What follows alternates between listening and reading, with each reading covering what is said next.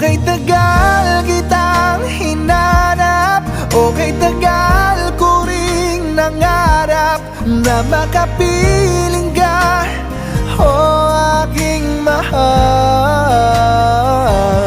Pangakong hindi ka iiwanan at hindi babayaan. Anong saya ang nadarama, anong saya ang nadarama. Akala ko'y di pa handang muling tumibok ang... And I know you, girl, your love is where it's at.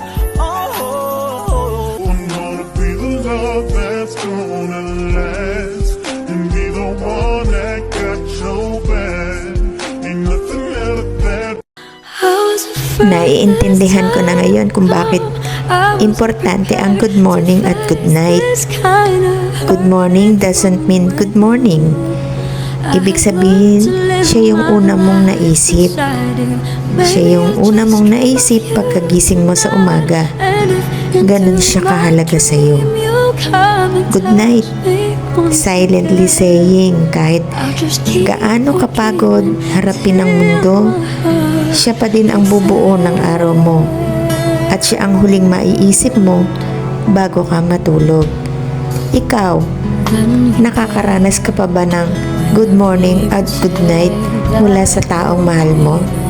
Kung hindi na, mag-goodbye ka na lang. It won't be easy to forget. Nakakita ng isang katulad mo ay di na dapat pang pakawalan. Pangako kong pag naging tayo ay araw-araw kitang liligaw. We keep this love in a photograph. We make these memories for ourselves, where our eyes are never closing, our hearts are never broken, and time's forever frozen still.